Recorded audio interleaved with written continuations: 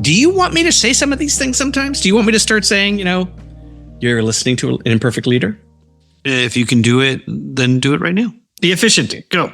Hi, everyone. This is Damian and I. I'm here with my good friend, Peter. Oh my God, you're taking so long. Just announce the show. Hi, everyone. This is an imperfect leader, the Superintendents and Leadership Podcast. That's it. I'm getting there. There's a story. We're weaving a story together. Oh my God. Godly, you would never survive in an oral tradition. Damian McBeath, fantastic superintendent, a head of school, but it's like a full district. I mean, you're talking 4-month-olds until 19 years old. And in a very high need community that has been historically under-resourced, and he and the community that he gets to lead have really embraced this idea of experiential learning. And so I'm really curious from your perspective, I have some thoughts of where you fall on this idea of experiential learning or project-based learning. What are your thoughts before we even jump in? You're pro, right? You're clearly pro. You're pro. Yeah. Good. Yeah. You are an amazing study of people, Peter. Like, wow. Yeah, well, exactly. But I just thought, he says in the conversation, and I don't want to give too much away before we actually even hear the conversation, but he says, you can give children knowledge, but you must give them experience. And you must give them these emotions, feelings, things that will develop them as a person. Now apply an English accent to that, and you're all in. I was, for sure. I was all in. What's a time that you gave your kids? Let's do it from the superintendent's point of view. I was going to say you personally, but as a superintendent, what was the time that you fostered that for students? I don't think I've ever told you about the nature school. No, you never did. So I'll do a very quick version of what this is. We learned about a school in Southwest Missouri that had in Springfield, Missouri, where they had a school called the Wolf School inside a Bass Pro Shop.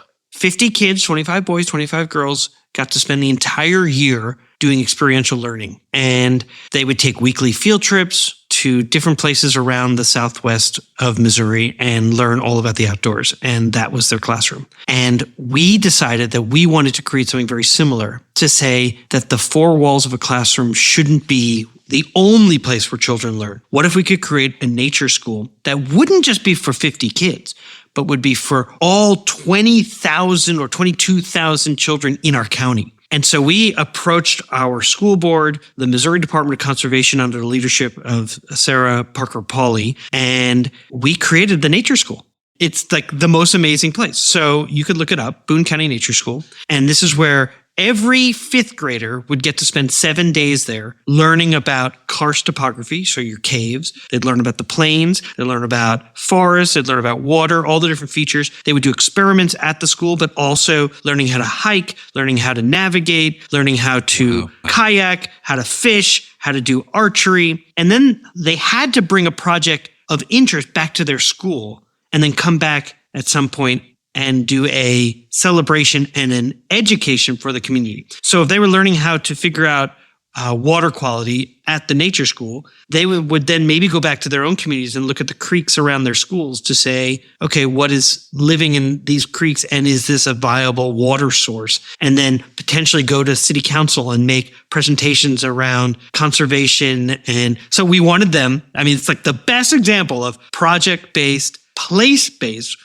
where their community is their classroom. So that is what, and it didn't start there. Obviously, there are all these little things that we were doing as a school district. We would send kids out to the Grand Tetons in the summers, 800 kids every summer. We'd go to the Great Smoky Mountains. We did overnight camping trips. We were doing all these things. And we said, how could we create something that would culminate in such a beautiful place-based experiential learning way? So the nature school. What do you think about that?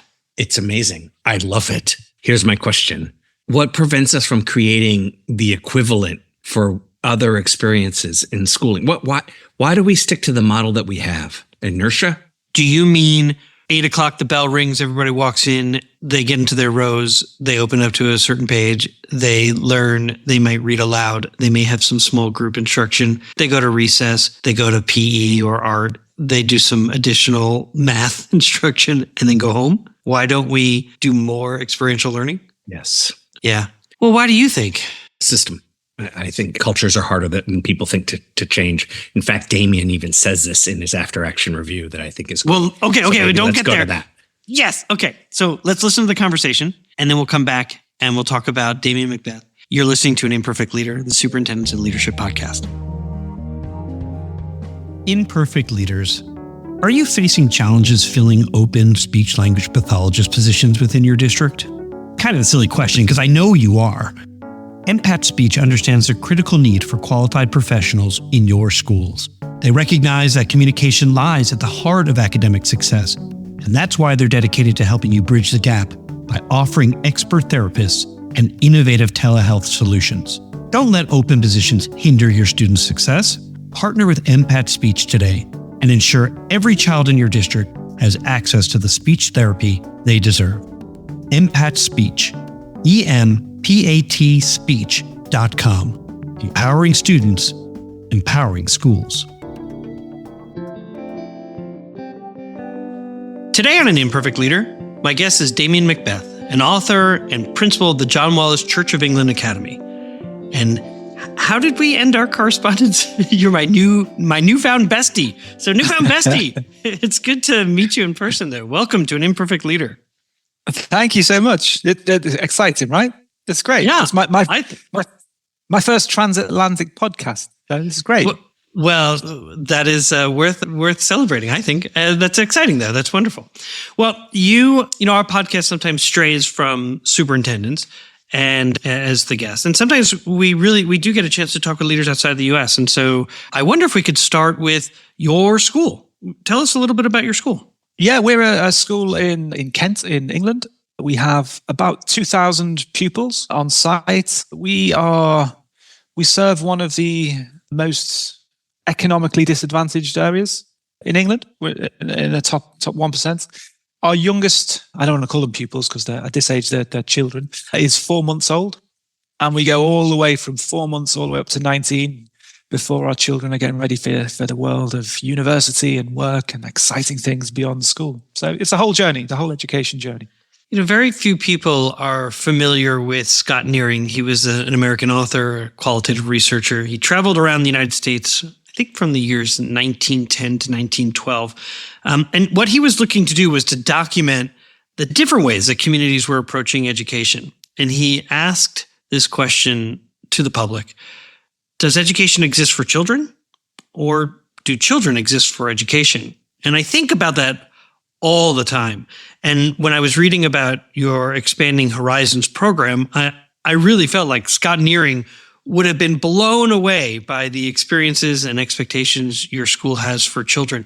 I'm speaking of in the areas of global citizenship, mind and spirit, physical health and well-being, creativity and culture, and skills for life. And I wonder, would you tell us about Expanding Horizons program and how that really does ensure the needs of the whole child being met? Yeah, absolutely. We're looking at the concept that knowledge itself is not enough. This idea, when children leave school, we can give them a wealth of knowledge, but that's not going to prepare them for everything they need. They've got to have knowledge with ambition and with spirit. And you need the three. They're like a wonderful trinity together. And we were looking at a way that we could guarantee and really put a series of guaranteed experiences for students. And that was the Expanding Horizons program. It's about developing the pupils' inner voice, their view of the world, giving them things to try they've never tried before.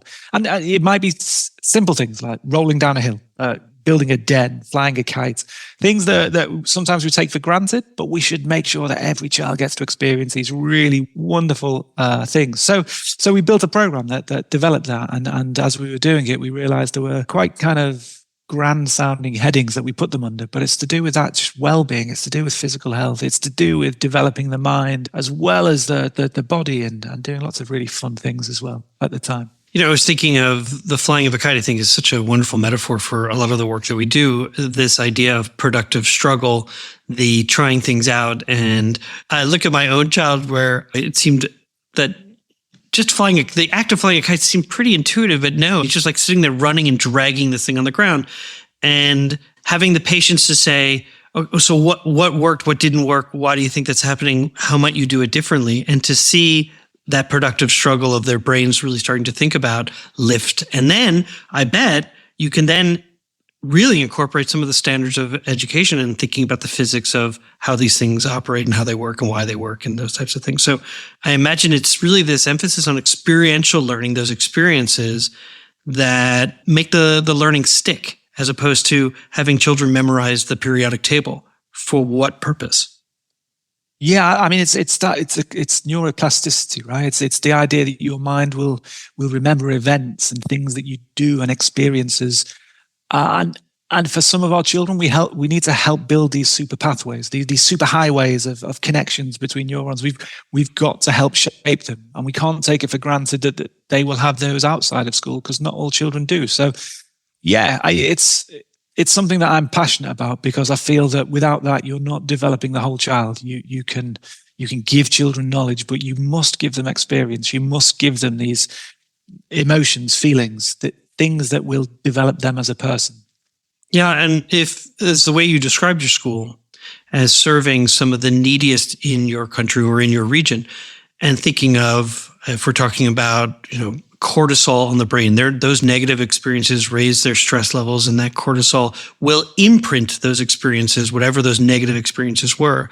And so really what it appears you're doing is replacing, or at least counteracting those negative experiences they may be having outside of your school with these really positive experiences of what it means to learn something new, and what that might mean in terms of not just inspiring them, but for them to then aspire for when they hit the age of 19 and move out into the world.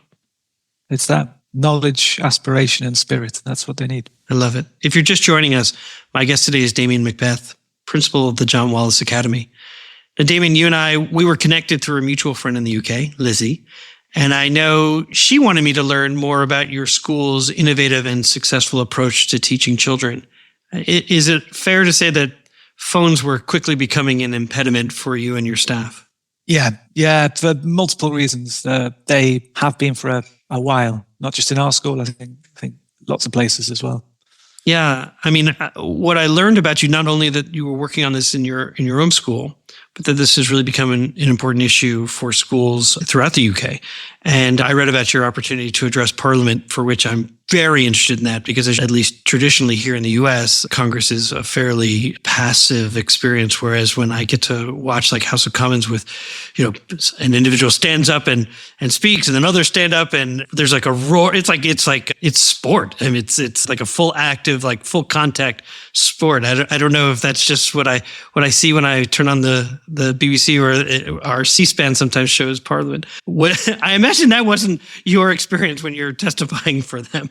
But I'm certainly very curious about it. But the pupils were asking why they weren't behaving. They say why they're not waiting their turn. Why aren't they listening to each other? Exactly. It was good. That's right. If the gentleman would, and then it's like raw, yes, boom, boom, boom. I'm like, wow, we probably would get to some better solutions, at least in the US, if there was this sort of outward ability to express oneself. But would you tell us about what you were experiencing in your school, the steps that you took to reduce distractions, particularly phone distractions, at the John Wallis Academy? Yeah, we'd had a phone ban in place for well over 10 years. We'd had policies that just weren't working. And I kept reminding, it felt like we were going around in circles, reminding staff to be consistent, reminding parents of what the expectations were and talking to children. But ultimately, we were asking children to keep their phones locked away, to keep them in the bottom of a bag, to keep them out of sight. And these things are designed to just pull attention. They're designed to attract. And as adults, we can't do it. So the concept that a preteen or a teenager is going to have that incredible ability to resist the urge to go to their phone, we were really up against it. And we were finding lots of issues where they were skipping lessons. And instead of going to a lesson, they'd go and watch whatever episode of Netflix they were watching. They'd go to the toilets and watch the next episode instead of going to geography, for example. So We put in place the lockable pouch, the Yonder pouch we put in place, and we did that a year ago now. So it was last January when we put that in place. And it you know, as a head, there's very few things that you would say are transformational by themselves, but it's transformed our school culture. And I say it openly. We've opened our doors to other school leaders. We've brought them in to come and see what we're doing so we can share our learning, because we're still learning ourselves. We've taken children to go and speak to MPs. And when we went to Parliament, we had 30 MPs that the children were talking to saying, this works. Like, you need to listen. This is really important. This is making us happier. It's making us engage more. Fascinating. You brought children with you. Yeah. I mean, their voice carries even greater weight than any adult telling them. So, wow. Yeah, it was powerful. And you know, we asked the question recently to all students. We said, if we could rewind and go back in time and we'd never introduced the ban. Because when we first told them we were going to do this, a lot of them thought it was a joke. They were like, "Are you serious? Are you really going to lock off? You're going to do what to our phones?" We asked them, if we could go back in time and you could have your phones back, would you? And only 11% of students would prefer to keep their phones. And 57% had said that they are much happier now, that they're engaged more, that they're learning more, that actually they like having this breaker where they can't access their smart device for a 7-hour period. And I think that says so much that the children prefer it this way. They prefer not having those devices. I imagine the interactions between children and adults has improved, as opposed to adults having to police phones, that the distraction is now replaced with, I guess, authentic and genuine interaction, and even more so between students. And particularly when they have a tense moment, when there is tension, instead of potentially posting something that could be in that moment seem justified and then almost immediately regretted, that is now public and permanent, can be replaced with walking through how one was feeling and trying to resolve those, restoring what has been broken, as opposed to now trying to really deal with and navigate the ripple effect of a poor decision. Yeah, everything you've said, it's this concept of connection, and it's quite easy not to feel connected to a group or to be part of something bigger when you're on a device. You've got no emotional attachment to it. So if you do say something hurtful and it upsets the whole group, then you just send something else, and you don't see that in action. But when you're living and breathing and it's something organic that you're part of, and you say something hurtful and you see the response of the person you're speaking to, you see the look on their face when you say it, those are the things that the teenagers are missing out on that are so important. It's developing this sense of community, of engagement, of connection. And I think that there's the interpersonal relationships between students, but as you mentioned, also with the teachers. And our teachers have said that the students appear to be politer, they're opening doors, they're kind of engaging more in conversation. And that's not a coincidence. That's because they feel more invested in now and in the community of the school. That's their tribe. They're present in the moment rather than somewhere else in a virtual world. What I was thinking about as you were talking about phones and the implementation, and previously we talked about Expanding Horizons program. And I'm curious because nothing can be done by a leader in isolation. They must rely on their community and stakeholders to bring whatever it is that they want to bring forward. And I'm curious, I imagine you used a very similar approach to both in terms of engaging people in the process. Would you talk a little bit about that? I think leaders, particularly in the US, are thinking about the kinds of things they want to bring to their school districts and their communities, and they have to really think through all the different pieces inside and outside their system. Yeah, so I suppose before we engaged in this, we had to explain why we were doing it. If we would have just told the parents we're putting a ban in place, I think we would have lost the conversation before we even got going. So we had to make it really clear that this wasn't a punishment. This was something we were doing that was giving something back to students, right? We were giving them back their childhood. We're giving them the ability to interact at a deeper level than what they currently had. So this wasn't a punishment, this was a gift. This is something that we are doing for our community. And I think if you engage in something without that level of communication up front, then you lose that opportunity, because you only get that once. If you don't engage and prepare for it, then you're on the defensive and you're trying to explain the decisions. No, that's not what we meant. We should. Yeah, there's just so many times you can ask for grace. So you have to really be on the front end. I totally agree. Yeah. And when we first announced it as well, there was a really small minority of parents who decided to jump online and ironically went straight to social media, which is just beautiful. And posting that we're taking away children's rights, we're doing things that are just horrendous. How could we do this to children? And that gave us as a school leader, I looked at that and thought, they are controlling the narrative around the decision making here, and that's not right. And I didn't want to engage in social media conversation with them, so we reached out to the local press and we said, look, we're doing this. We're doing an initiative that we feel is going to make a big difference, and these are the reasons why. And when we were open and honest and transparent and shared that widely, there was this flood of support and of people saying, yeah, thank God a school's doing something about phones.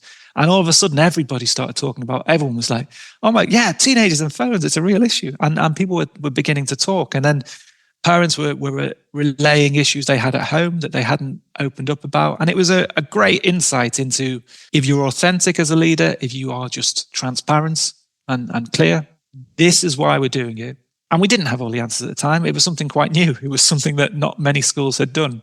And when people were saying it, will it work? Is this going to change your results? Will you get better outcomes? We were like, we're doing this because we believe it will make a difference. We see the impact of phones, and what we want to do is stop children having that access. And let's see where that takes us. And yeah, no, I mean, I think a vulnerable leader is one who's willing to say, and when we need to make mid-course corrections, we shall, and we'll do that together. We won't do it sort of single-handedly. I'd like to ask you a question I ask of every guest who comes on the podcast. How does the term an imperfect leader resonate with you? I really, really like the concept of an imperfect leader. I think it's funny, isn't it? The longer you're in leadership, and you will hear this all the time. So the longer you go, the more you realize that you know very little, and that there's so many more things that you can't possibly know. And you often see it with people who are new to leadership, who are absolutely certain that this is the right thing to do. And actually, you learn with time that almost Socratic, right? All you know is that you don't know. It's a great deal. So yeah, I suppose the term imperfect leadership captures that beautifully. It's a great concept. And we'll be right back. Hey, district leaders, I know you already know this. In schools worldwide, cell phones are posing real challenges on student engagement and mental well-being, and I want you to meet Yonder, a proud sponsor of An Imperfect Leader. And let me share this story from a visit I made to some schools in Silicon Valley. I asked some kids what they liked about Yonder, and after some funny looks, they shared that actually, with Yonder, teachers don't have to battle with them over phones anymore. In fact, one kid said to me he didn't have to worry anymore about his parents texting him in class, and the kid next to him sort of shoved him and goes, "Texting? My mom used to FaceTime me in class." I want to introduce you to a support system that increases teaching and learning. I want you to discover why 1 million students choose Yonder daily. Minimize distractions, maximize learning potential. To learn more, go to overyonder.com. YONDR. We're back for segment 2 of An Imperfect Leader, called Imperfect Leadership in After Action. My guest is Damian McBeath, an author and principal of the John Wallis Church of England Academy. Now, in this segment, we ask our guests to deconstruct a decision that they made, and then we discuss it. So, Damian, what happened? So I'm going to go with professional learning and coaching. And I've as a head and as a principal, I've seen the real impact that a great kind of teaching coach can have on professional development and learning. And I was supporting, at the time, I was working as a regional director, supporting many schools, and I was supporting ahead with the implementation of a model of coaching. And they had in the school a system of quite judgmental lesson observations where leaders would go in, judge the quality of teaching, and then move on. And they do this on a kind of 3 times a year. So I supported the head in implementing a model of coaching, and we put it in place, and it was this epic move from judgmental to developmental, and it was going to change everything. And we put it in place, and it completely bombed. It didn't land well at all. And things that I'd seen work so well elsewhere just weren't hitting, and the quality of teaching wasn't getting better. And I really had to reflect on that. And I had to reflect on the role I'd played as a leader. And I'd supported this head and given him lots of advice around the impact coaching can have and why it's a much better model than a judgmental model. And it didn't land. It didn't work. I really want to talk about this. This is fantastic, particularly when you think about school leaders, either at the central office level or in the building level, have a responsibility to provide coaching, or it's sometimes referred to as feedback. And often they think that they're providing constructive feedback and it really lands as destructive feedback, or they are providing feedback that is celebratory, that makes everybody feel good, but doesn't actually change any behaviors or make things better. It just sort of serves as a blessing of what they are seeing.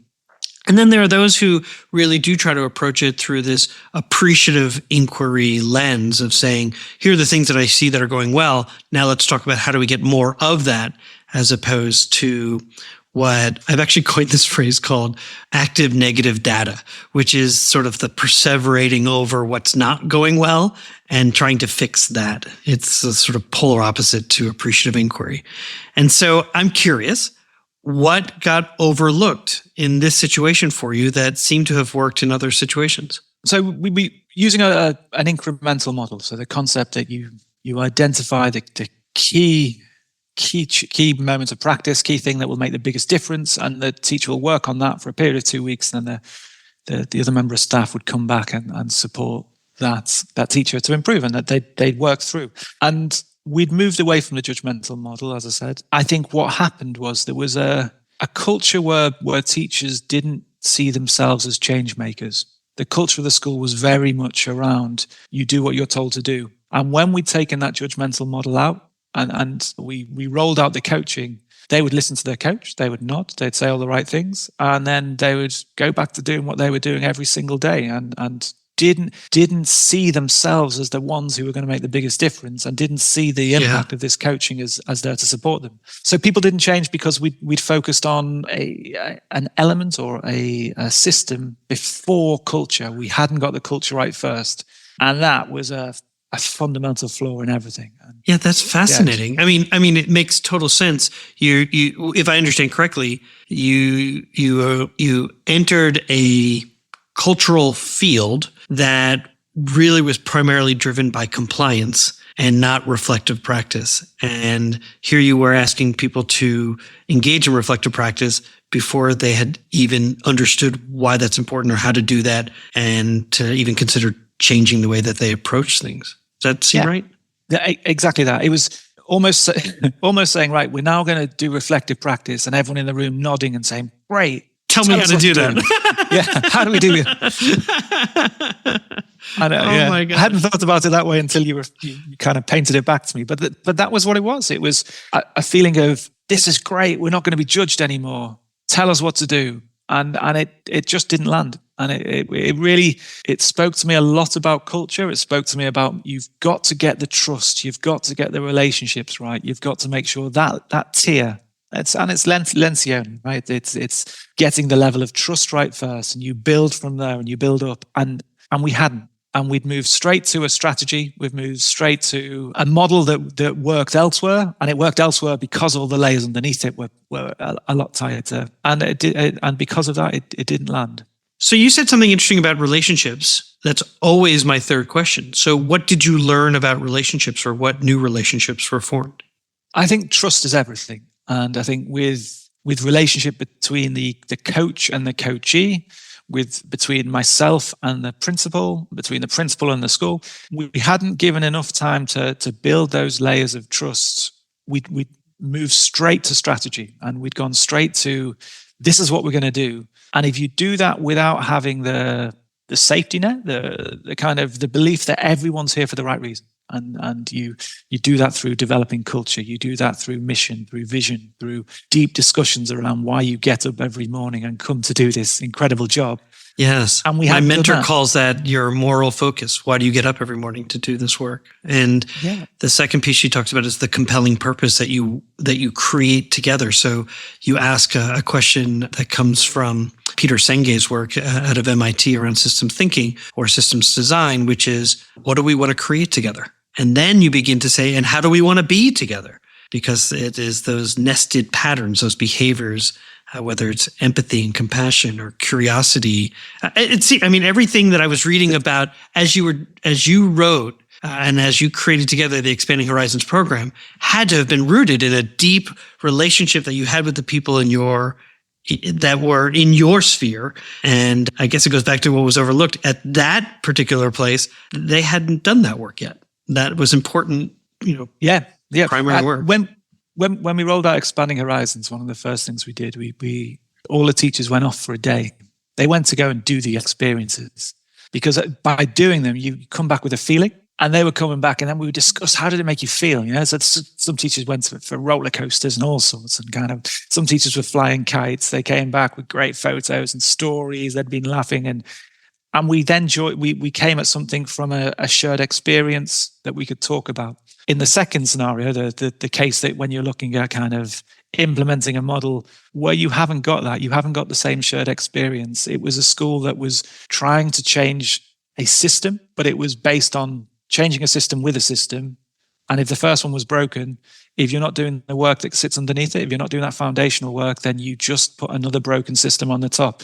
And I think that happens so often in schools. You see this educational tourism where schools go from school to school and they try and magpie these great ideas that they'll take. And, oh God, why doesn't this work here? Why does it not work? And it's because the foundations aren't right. And I think relationships, trust, sit at the heart of everything. What could you have done differently? So, you've identified what got overlooked, and sometimes what got overlooked is a system-wide question, and sometimes we have to do a little bit deeper digging and sort of think about our own role in what got overlooked. So what could you have done differently? I needed to spend more time listening. I was going to say talking, but probably listening to the head teacher. I was there to support him with school improvement. I was there to help him improve things. And I think I saw myself in that scenario as the problem solver, that I was going to come in and help him. And I've seen this work. Consultant versus coach. Yeah, exactly that. And the error I made was that I went in and said, this works brilliantly. This will change your school. This is going to be great. And it was the wrong thing to do. I think that, I could have spent more time really unpicking what it was that the issue was. Why was the model that was in place not working? And for, I still think coaching is much better than a judgmental system. But what we needed to unpick first was the staff's perception of themselves as agents of change. They didn't see themselves as the ones with the power. That was the issue. And I didn't identify the issue. I didn't spend enough time listening. I saw myself as the regional director who flies in with a great solution to make things better. And it didn't work. In the end, what was something that was good that came out of the experience? Reflecting, talking, learning. When it wasn't working, we spent a huge amount of time looking inwards. Like, why has this not worked? And we actually got to the realization, and it helped us. It built a bond between myself and the head quite quickly, because we recognized that there was something that we had done collectively, and we hadn't identified the problem. We'd seen an issue and we tried to fix an issue rather than go the layer down. And this idea that you really need to peel the layers off the onion before you get to what's rotten in the middle. And we just kind of said, well, this doesn't work. Let's put this in. And we just put another sticking plaster over something that was fundamentally wrong. And an onion is a good metaphor. I've also heard iceberg, where you're above the water, you see a bunch of experiences and you take action, and that's what people see. But what they don't see are the patterns of behavior beneath, or the system structure even beneath that. And then, to your point, at the bottom that sort of keeps it all together are the beliefs, principles, and values that are inherent to that place, that impact the system structure, that impact the behaviors, that then impact the things that you see, the actions that people take. Yeah, exactly that. Okay, well, that was pretty good. Hey, what advice would you give to an aspiring leader? I really like this question. So I think it relates to the example I've just given, but I think leaders often see themselves as the solution to everything, and they very often feel that they have to know all the answers. And there's something really empowering as a leader when you are humble enough to show people, I don't know. It's a great statement to make as a leader, to say, I don't know, but let's find this out together. And I think if you do that, the more you encourage people to step up and learn with you. And they see you more as somebody who's willing to learn. And I think rather than seeing it as a weakness, people see that as a strength, and they will value you more as a leader. The more you are, the more open you are. I don't mean every scenario that you're put in, you just sit there saying, I have no idea. But I think, approaching things with humility, with a degree of openness to find things out and to learn, and don't feel you need to know the answers to every single problem straight away. That's something that aspiring leaders think that, gosh, leaders must know everything. How do you know so much? And you don't. It comes all the way back to where we were at the beginning with Socrates. I want to thank you so much for your time. Our guest today was Damian McBeath, an author and the principal of the John Wallis Church of England Academy. And just truly, I'm so grateful that Lizzie connected us. And while I joked that you're my new bestie, I really want to find a time to figure out how to get to visit your school and be able to meet you in person, because this has been just a real honor. Thank you so much. Thank you, Peter. It's been great. Yeah, I'd love to have you. So if you can ever come over, let's do. Perfect. Good. Okay, so we are back. Before we went into the conversation with Damian, you asked me for an example.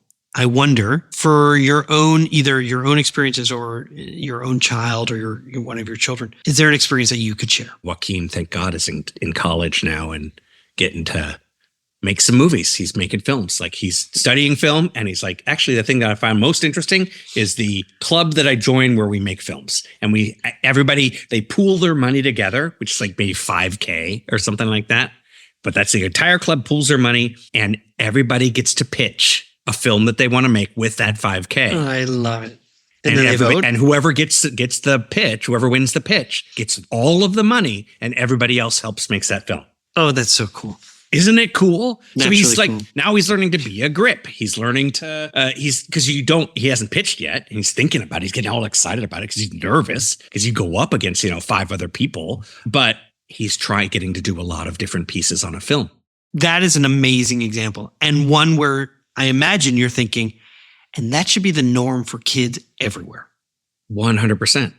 100%. In fact, the flip is also true. He's also a stats major, stats and analytics, taking math. There are 2 lecture-based math courses that he's taken. He doesn't go to the lecture. Why? Because the professor doesn't care about the lecture. And it doesn't actually apply to what they're learning. And he can pass the test and do the test without going to the lecture. I'm like, what? I asked him, how many people in the lecture? 600. So then let's turn that into this conversation about Damian McBeath, because, he talked about, first of all, when we talked about phones and phone free, he did talk about how that transformed his school culture. It made them happier. It made them engage more. And I appreciate that. He did talk about how culture is foundational to the successful implementation of new strategies. So his after action review, if you remember just now, he said he thought he could take his program and just hand it off to another leader, and it didn't go very well, right? No. And I just thought that was pretty fascinating and a good lesson for any one of us who may inherit a vision that was led by a charismatic leader and a committed community of learners who co-created that culture, and they enter this field where they think they could just apply something that has been done previously, and that doesn't work so well. I mean, his after action review about trying to help this school implement a coaching model, which is literally, that's my job. I'm a coach. That's what I do. Most systems don't actually have a coaching model. Most systems have what he described as a judgmental system in place, but basically a system of assessment and that's why you hear these words like accountability used as a hammer. We got to hold people accountable to the evaluation system, even the word evaluation as an example. That to shift, if they're in that culture, that's all they've ever known. I love that he's like, they were like, yes, we want to switch. Tell us what to do. I was like, that is the best. I know. Although I'll tell you, having been a principal and then as a superintendent, people will often say that. Yes, we want something different. What do you want us to do? Just tell us what to do and we'll do it. And you're going, oh no, I want to create something together. And then they say, like that sounds like it'll take a lot of time. And then, my own personality starts to flip the switch flips and I go, okay, fine. I know where I want to go. This is what we're going to do. And you don't really get commitment, right? As Avis Williams said, not buy-in because you can be bought out. So commitment. Yeah. And you get bought out. Right? I love when she said that. And so, yeah. So, I mean, they're not fully committed because they weren't a part of crafting what it was going to be. Correct. It also is, what's the quote? He says, we move straight into a model that worked elsewhere, and it worked elsewhere because all of the layers underneath it were a lot tighter. And because we did that, it didn't land. Yes. He says, people didn't change because we'd focused on an element or a system before culture. We hadn't got the culture right first, and that was a fundamental flaw in everything. So I'm working in an organization right now that it's trying to go through a system change, an organizational leadership change. They historically have had what someone described as a hub and spoke system of leadership. Leader at the center, telling people what to do on the outside. The spokes are you, Peter, you're director of whatever. Go tell your people to do X. Come back and tell me. If you need my help, I'll come and help you. What another person called it, the benevolent dictator. What made that work? That person, the leader in this case, was extremely charismatic, and never stopped working. 24/7, the whole time. Was never not available. Never. That caused the system to work well enough. Did people feel empowered? No. Did people come up with creative new ideas? Rarely. But the system worked. It ran. The new leader comes in and says, I want a more distributed leadership model. I want to have leadership teams. I want to be getting input and feedback about decisions. I want to make some collective decisions. And he puts in these things, these structures, but he didn't change the culture. And now years later, I don't know how many years he's been leading, it's still a problem. And he doesn't understand why it's a problem. And my analysis is, you haven't done any of the people work. You put in systems and you gave them models, examples of systems that could, or let's say teams, different teams of people to just make decisions. When the original team you made didn't work, people created other teams on their own. Now you have 4 teams, all doing different things. Some of it overlaps, some of it doesn't. And in the end, none of them actually make any decisions because they're used to the old model where you decide. And you've fallen back into the very practice of that. Sometimes you decide, sometimes you don't. It's unclear, but they all think you should. And you never push it back on them and say, I'm not going to decide on this. You are. That was going to be my question is, what is the first thing that a leader might consider doing to begin to shift out of these learned habits?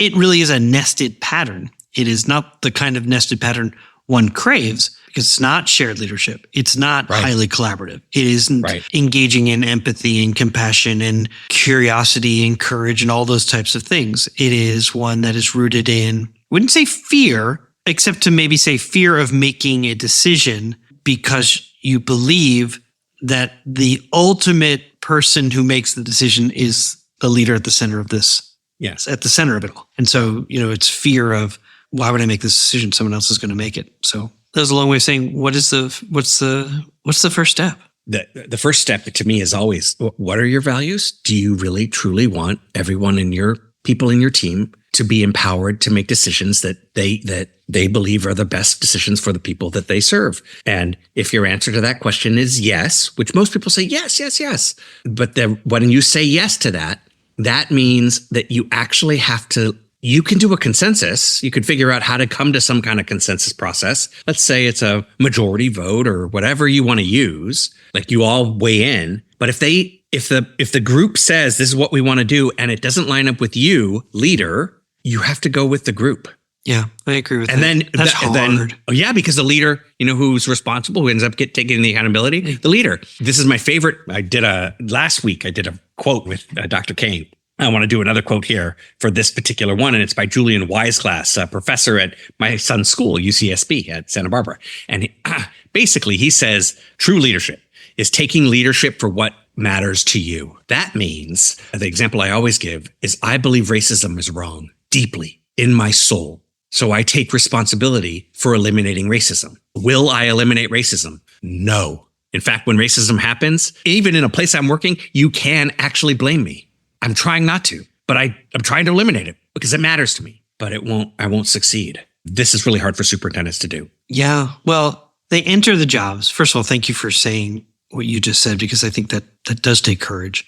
It is that we enter the job thinking that we're going to solve some of these really big issues. And truly what we're doing is handing it off. It's a marathon. We're handing it off. It's a relay race. We're handing it off. And we're just hoping that we have moved either past the past performance, that we're in a better position as we hand it off, so that there are fewer impediments and that there's less red tape and that there is a general goodwill and commitment to what we've put into place as a school community.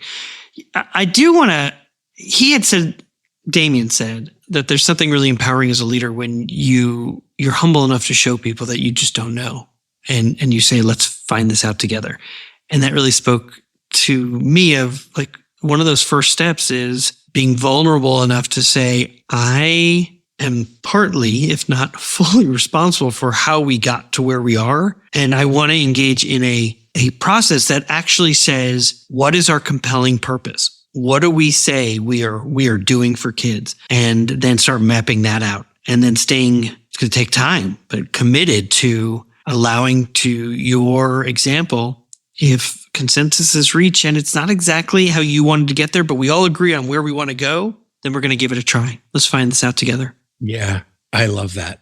It makes me wonder a question. I'm sorry that I have been doing this lately in our episodes, but it's like Jamie, the non-superintendent, asks Peter, the superintendent, the question about what it takes to be a superintendent. Here's my question related to that thought. What do you need to do in order to set up the cultural field that you're working in, the space that you're working in, the people that you're working with, to be able to say to them, I don't know, to be able to say to your board, I don't know what the answer is. I don't know how to do that. Well, I think first, to your deep commitment to listening, is that as you enter this cultural field, is listening to see what are the norms, what are the learned patterns, what are the nested patterns of this organization. You could enter and say, I don't know, I want to be vulnerable. And that is not a respected and valued attribute or characteristic. And so you have to begin to shift by showing people that they too can demonstrate vulnerability by saying they don't know and be rewarded for it. And so you begin to slowly shift. Now, I think most of us, because of public education, we enter by saying to children and to others, we learn from our mistakes. We learn from our mistakes. So you want to sort of say, how can I take advantage of that? And say, even as leaders, we learn from our experiences. And then I think you need to very quickly, internally and externally, begin to engage in an appreciative inquiry activity that isn't a one-time only, is to say what makes us special, what energizes you, why do you get up in the morning, what is, as we start sometimes as we ended 2 episodes ago and how we started last week's episode, is what's something you're proud of? Those are the things that start to generate ideas and begin to shift or expand the cultural field to include vulnerability as a valued attribute. And then I think you can start getting to, I want something different. I get a sense we all want something different because our kids matter so much to us. This community matters so much. And then I think that begins to at least make the field, not the cultural field, but maybe as like a fertile field to maybe grow something. So how's that for some mixed metaphors? But you can grow something pretty special. You start to convert into a beautiful garden where it has been somewhat of a, I don't know what else it would have been. It was AstroTurf before that. Nothing's grown in that. Your metaphor brings me back to, I don't know, which episode it was. No, was it Lee Loving? Maybe about Ciroli, Ernesto Ciroli, and his story about teaching the Zambians to grow food in the Zambezi, by the Zambezi River by the valley. Oh, who was that? It was not Lee Loving, but I do remember. Right, this is what I thought you needed. Right? Yes, was it tomatoes? Yeah, he's like, we brought Italian seeds. He's like tomatoes and zucchini, and they grew them magnificently. He's like, it was beautiful. The tomatoes were huge. And when everything was ready, thousands of hippos came out of the river and ate everything. Oh, and he's like, what happened? And the Zambezi people were like, that's why we don't have agriculture. That's a perfect way to end our episode this week. It's so good. It is so true. So and so, and entering knowing what that cultural field is and then working towards, the kind of desired state you hope to be in. So being interested in the thing that in the cultural space with the people and what they care about. What do they care about? What's the thing that they value? And if you can listen long enough to fully understand what that is, wow, you can get into what Dr. Jackie Jordan Irvine out of Emory says is called a cultural synchronicity. Doesn't mean you understand everything about who they are. You just have a better chance of connecting. Beautiful. Well, I've enjoyed connecting with you once again this week. I'm Peter Stiepelman. I'm Jamie Almanson. You've been listening to An Imperfect Leader, the Superintendents and Leadership Podcast. And Leadership Podcast. That's it. What happens when you don't plan it out. It's so true. All right. See you next time. All right. Music for An Imperfect Leader was written and arranged by Ian Varley. Sam Falbo created our artwork, a wood print inspired Daruma doll butterfly. Remember, imperfect leadership is not a scarlet letter. It's a badge of honor. It recognizes that serving as a lead learner is about being a vulnerable leader, an empathetic leader, a compassionate leader. We are proud to be imperfect leaders, so join us next time for another episode of An Imperfect Leader, the Superintendents and Leadership Podcast.